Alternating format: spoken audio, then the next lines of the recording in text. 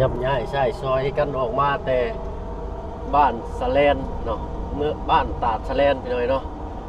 บ้านนี้ก็เดินทางมาสู่บ้านสนุนบ้านสมุนขอโทษขออภัยพี่น้อยเนาะทางลุงเพิ่นก็ไปหาน้ำหาในมาสดสวยงานดองน้องวายพี่น้อยเนาะและหาซื้อแถวนี้บ่ได้ก็ทุเละแต่อันขึ้นติดชายแดนเวียดพี่น้อยเนาะก็ค่อยคำแรงลงเลยพี่น้อยเนาะพอดีแหละวันนี้ก็สิว่าฮ้อนก็ว่าบ่ฮ้อนเนาะก็กำลังลุยหุ่มกำลังหุ่มอยู่นะพี่น้อยเนาะไปเบิ่งเรียกงานทางบ้านน้องวายเพิ่นเนาะครอบครัวเพิ่นมีลูก7คนเลยเนาะรวมพ่อกับแม่ก็เป็น9พอดีเงินหลังน้อยเนาะทางลุงกับทางบุญชลวันหรือกับทางบ่เพิ่งพี่ล่ะพอแล้วก็ง่ายๆก็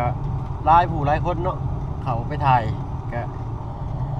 ยังคือเก่าไปหน่อยเนาะหรือว่าบุญวาสนาเพิ่นยังมาบ่ฮอดจอดบ่ถึงพี่น้องเอ้ยเนาะเอ้าก่อนอื่นก็กับทักทายสบายดีพ่อแม่พี่น้องหมู่เพื่อนกันเบิดสุผู้สุคนเนาะยินดีต้อนรับเข้าสู่ช่องบ่เพิ่งเคยล่ะอีกคือเก่าพี่น้อยเนาะบรรยากาศค่ำๆแรงๆพี่น้องเอ้ยเนาะสิย่างใกล้เข้ามาบ้านสมุนเนาะมาเวียนเบิ่งงานเกี่ยวงานดองของน้องวายมืออื่นพี่น้อยเนาะทางบ่บุญสารวัตรมันก็มีข้าวมาแจกพี่น้อยเนาะบ่มาแจกดอกมามอบเนาะทางผู้ใหญ่ใจบุญใจดีใจกุศลทานให้ทางบ่บุญเป็นสะพานบุญให้มามอบข้าวให้จักกระสอบพี่น้อยเนาะก็ไปรุ่นเบิ่งนำกันอีกพี่น้อยเนาะทางนั้นก็เข้าไปแล้วพี่น้อยเนาะโอ้คนกำลังกินข้าวได้มาพ่อพาเข้าอีกแล้วพี่น้อยเนาะไปพี่น้อยเนาะพูดแล้วจอดรถจอดล่างก็ไปพบไปพ่อกันอยู่ลุมพี่น้อยเนาะน้อยเนาะ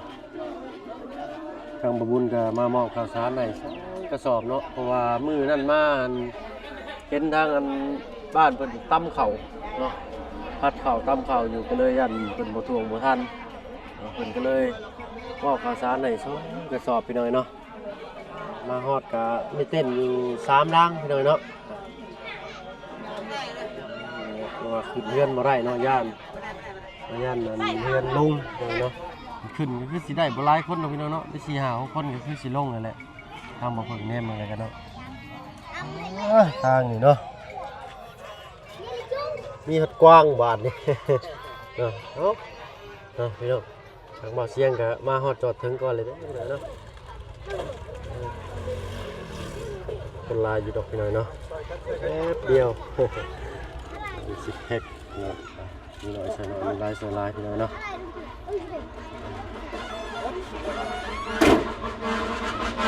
เนาะ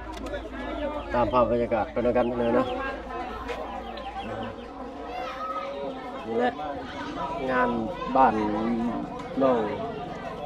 วายเพิ่นเลยเนาะสบายดีจ้าสบายดีด้วยเนาะโอ้น้องวายเห็นกันเนาะซอยเท่านั้นเท่านี้มีน้ำมีในทุกไร่เนาะ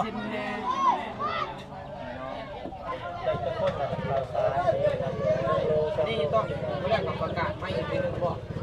เราทำตึ้งคู่เลยต้องคู่เลยทำอ่านตามเลยคือเราใส่ขึ้นเอาไว้เป็นน้ำทานเนาะอะไรมาซอยมันอ้อสิไปซอยเพื่อที่ซอยถึงเนาะนั่นเอ๊ะเอาเนาะ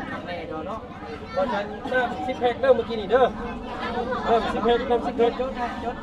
น้ำ10แพ็คครับน้ำ10แพ็คก็เงิน100,000เบาจันเนาะมีซอยน้องเพิ่นเด้อนี่เฮากะสิร่วม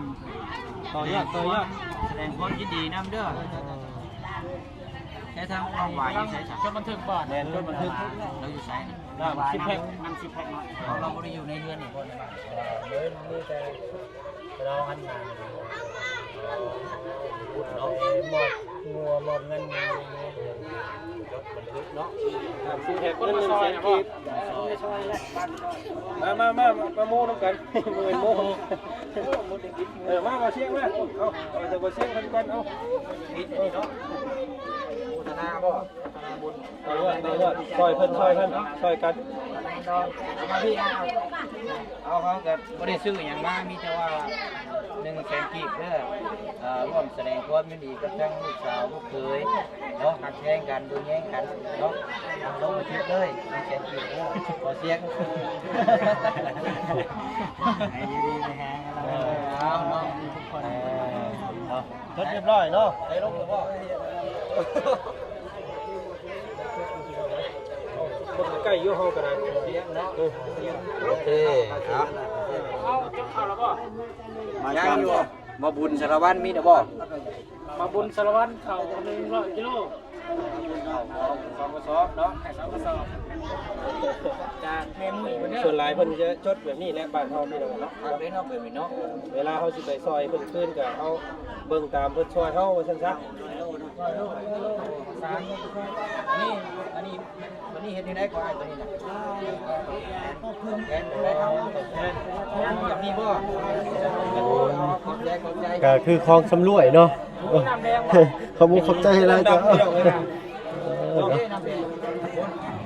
น้ำแดงก็มีบ่น้ำแดงมันเบิ่งนะเขย่าบ่ได้เนาะเขย่าบ่ได้นี่ให้เขย่ากันดื่มบ่เอ้ยเป็นกันอีกแล้ว เอ้าดิจ้างเด้อป่าเนาะดื่มให้น้องเพิ่นเด้อพี่น้องเด้อนี่ของบ่ได้ควบคุมบ่เป็นว่าโคกบ่แม่น เป็นยัง มันคล้ายๆกาแฟ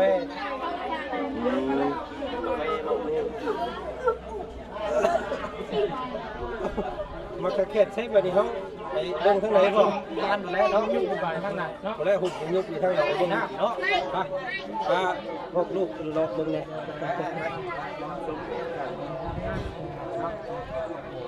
เอาได้มาเบิ่งทาง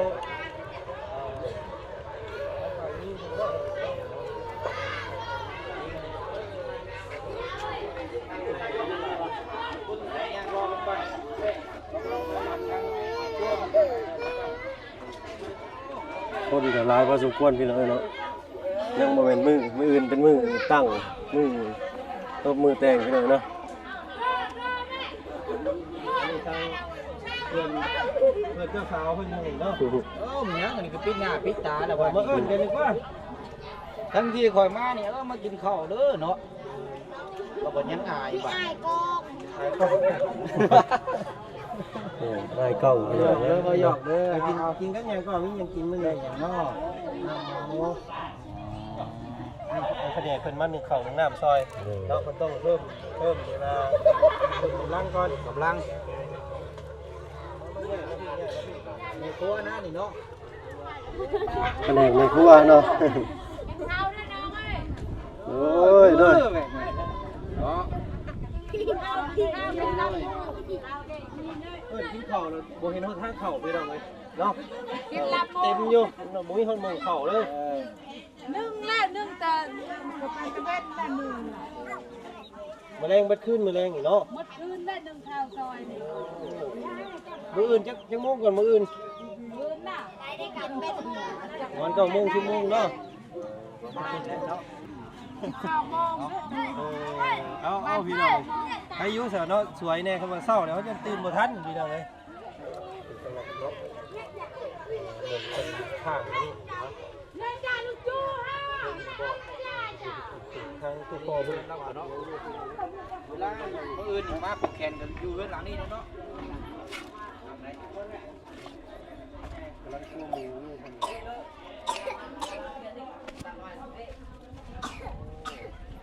อันหมูอันเฮ็ดฮีดบ่อันอ้ายหมูฮีดเพิ่นเนาะรับทรัพย์กันอยู่สิ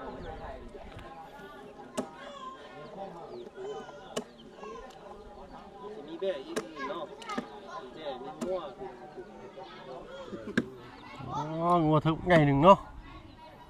งัวทึกงัวแม่นะงัวแม่เป็นใหญ่ไปหน่อยเนาะ แบ่ครับ เ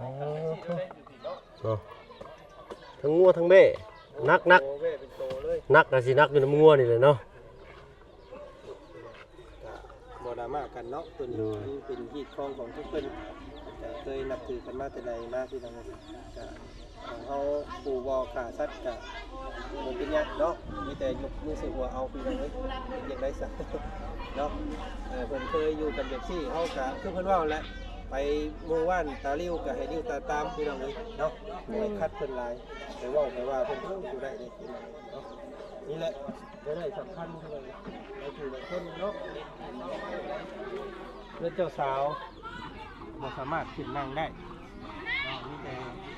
เพื่อนบ่เพื่อนซื่อแขกรับผู้ใหญ่แต่เขาปกติต้องขึ้นไปนั่งเพื่อนเนาะแต่ว่านี่บ่สามารถนั่งได้ที่นั่นมันเพื่อนเราตัวนักเนาะพี่น้องเนาะนี่ก็เต้น2เต้น 3 เนาะ เลย 3เต้นพี่น้องเอ้ย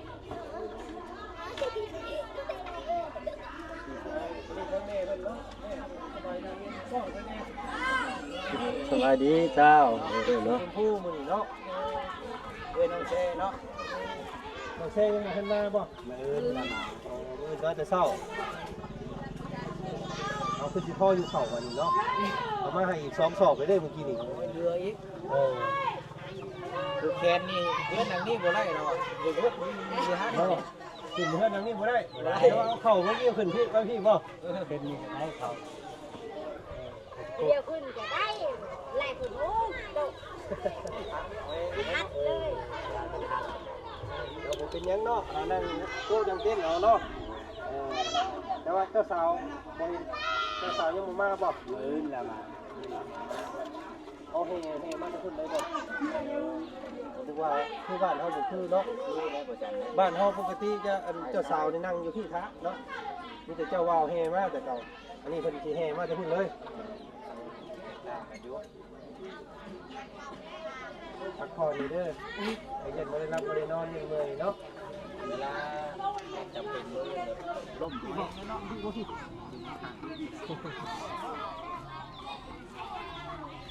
เราเนาะมีลูกน้ำกัน7 คนเฉพาะเจ้านะมีแต่ผู้หญิงจำได้ส่วนหลายเนาะได้ไปเลยใช้ผู้เดียวเนาะแล้วก็ต่อลงมาอีกก็จะเป็นน้องว้ายเนาะ อาใช่คือเนี้ยอาใช่ มันแต่ลูกเคยได้แล้วพี่น้องเอ้ยเนาะเอาเบิ่งนี่อ๋อเอานี่เข้าไปเมื่อกี้นี่เนาะเอาไว้นี่เนาะ ได้บ่ ไงเวียดหวานของเวียดหวานให้ตัวกาแฟพี่น้องเอ้ยเนาะเอาเข้าไปไว้ค่าดองเท่าไหร่ก่อนค่าดองลูกสาวเลยซอยเราให้10 ล้านเงิน10 ล้านถ้ามี10 ล้านเนาะมีอย่างไรมีเงินมีแต่เงินนั่นแหละไปโชว์แล้วมาเที่ยงเลยดูน้อยเงินตักซาดอยู่แม่กับ2 ตัว2 ตัวว่าตัวนึงแดงตัวนึงทันตัวดำมันตอนยังไม่เคยแห่มามือมาได้งั้นมาเลยเนาะมาขึ้นมาเลยเนาะแล้วผมมีตู้เนาะตู้เงินจ้างตู้เงียบเหงาเลยนิดนึงแต่สมฐานะครอบครัวเนาะเอาสิดื้อไปลายกับดีกันแล้วกันมาเป็นเจ้าของรถดูอะไรได้เนาะม่วนม่วนตัวเองสิตายก็ไม่ได้เลยโอ้ยที่ใดอันนี้ย่อเข่าย่อหน้าแล้วเนาะย่อเข่านี้กับหมูบ่ก่อนหมูน้อยหมูตัวพันจำฮีดเนี่ยแต่บุญเนาะ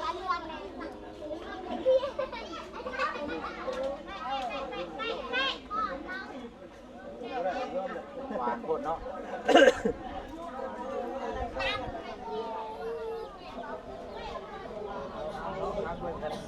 มาทันอื่นเศร้าเนาะอื่นแล้วเขากะเสียมาไทยทั้งหมดที่เราเมือง บวนการเนาะแห่ใส่แห่เป็นคนที่เป็นได้เนาะนี่ค่ะมาซอยซะนี่แหละเฮากะน้ำ10แพ็คเนาะพอได้ย่อแล้วก็ผู้รับผู้ใหญ่เพิ่นเนาะพอบ่อายเพิ่นก็ย่อในการเนาะผู้ใหญ่ต้นรับทางการทรายเพิ่นบ่อื่นเรียนพออยู่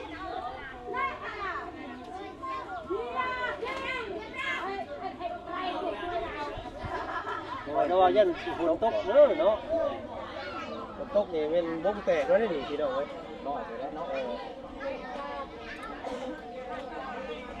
เป็นแบบเรียบง่ายเพียงเลยเนาะอันนี้ยังมากมายงานแต่งบ้านสมุนเนาะเอาเสียเฮากับเนาะบุญไปขึ้นไปหากินข้าวกินน้ำได้เฮากันเนาะคือห้องเลยเนาะห้องคือห้องแค่เที่ยงบ่ได้ห้องก่อนเนาะต้นครับให้อื่นโลดบ่เป็นหยังอื่นเฮาสิบ่กินมาเดียวครับเมื่อกี้นี่เพิ่นก็คือเฮาบ่เป็นหยังดอกเฮาหาน้ำไม่ได้หากินอยู่ห้องคุกก็ได้ครับอื่นสิมาร่วมงานนำแต่เช้าลำมือเอาต้นจะ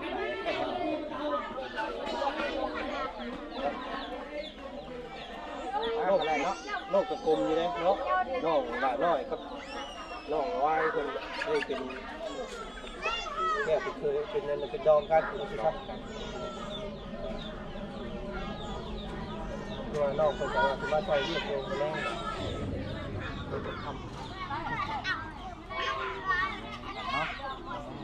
เนาะเอาสู้ๆก่อนได้เด้อเอาสู้เด้ออันนี้ชื่อพ่อชื่อไอ้พี่น้องเอ้ยอันนี้งานแต่งครั้งแรกของลูกสาวบ่นี่ครั้งแรกบ่ลูกสาวโก๊กครั้งแรกเลยเนาะก็ยังบ่ถึงเลยเราแต่เนาะดีใจเล่นหน้าเล่นดังเลยเนาะเศร้าหน้าเศร้าหลังแล้วคือว่ามีเรียกมามื้ออื่นมีเสื้อใส่บ่มื้ออื่นเชื่อแบบนี้แหละ เอาไปดูกันนี่เชื่อแบบนี้แหละช่วงแบบนี้แหละเสือมาเดไทยนี่เนาะเสือนี่ น้องบัวลำพูน เรือลูกเนาะ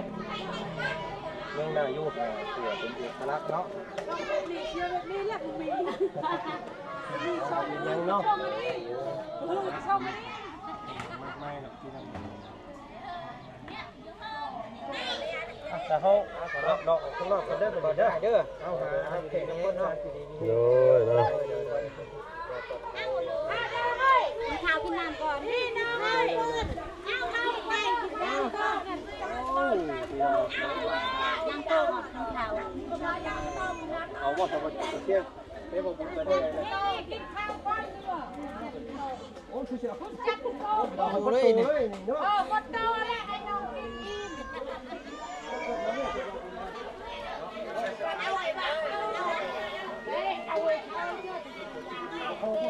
โอ้ยเนาะเฮ้ยจับโตเด้อคุณ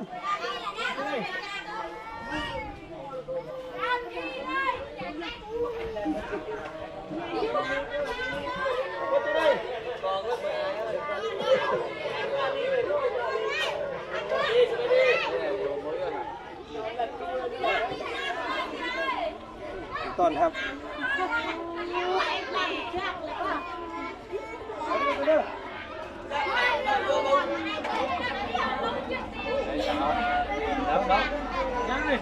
เราเนี่ยนี่ผมก้อนครับยังไม่รู้ว่านี่อะไรจะโต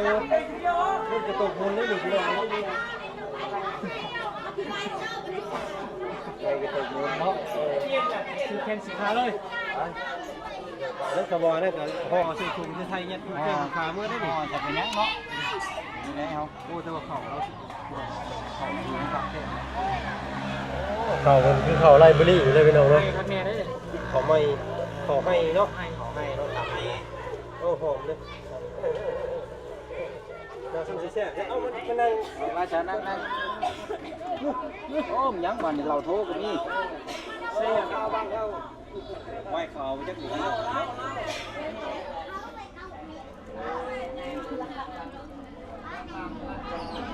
วายขาวปี40อันนี้ปี90นั่นนี่นะ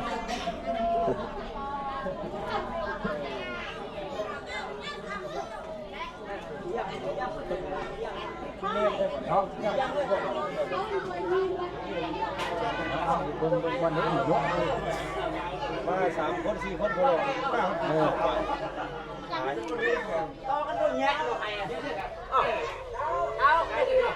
เอามาให้ก็4รถได้ตัวไปนี่เลยนี่ค่อยก็กล้าปานใดได้พี่น้องเอ้ย อาเลียขอไปพี่น้องเนาะ ไก่พัดต้องไก่ล่างเนาะไก่พัดเนาะเฮ็ด เฮ้ย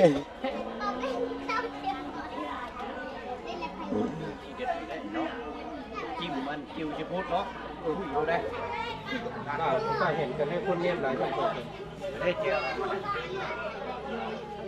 ก็ไก่บ้านนะ ไก่บ้าน ไก่บ้าน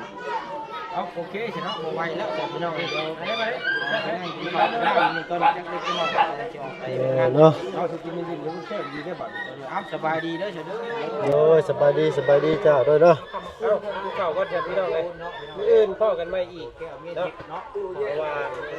ช่วงเช้าที่ไฟให้เคยมามื้ออื่นเอาไปสิมาถ่ายบรรยากาศพี่น้องเมืองส้มเนาะอีกรอบนึงอื่นนั่นแหละม่วนพี่น้องมื้อนี้ยังพาเบิ่งพาชมกันเตรียมเนาะเตรียมข้าวกับน้ำเตรียมต้อนรับเพื่อสักพี่น้องสิประมาณนี้เนาะมีสิกู้สิกองเราบ่มีเงินจ้างเลยพี่น้องเนาะรับเป็นรายการฝากเบิ่งส้มน้ำกันได้พี่น้องเด้อมื้ออื่นเจอกันใหม่อีกเนาะมาเบิ่งมาส้มน้ำกันเจ้าบ่าวเจ้าสาวสิน้อยสิใหญ่ซำไหนเนาะมื้ออื่นเจ้าบ่าวเป็นน้องของน้องลาน้อยเนาะเจ้าสาวเป็นน้องของลาดงกาแฟมันหลดโอ้พี่น้องเราเที่ยวแกนกันทุกเก่า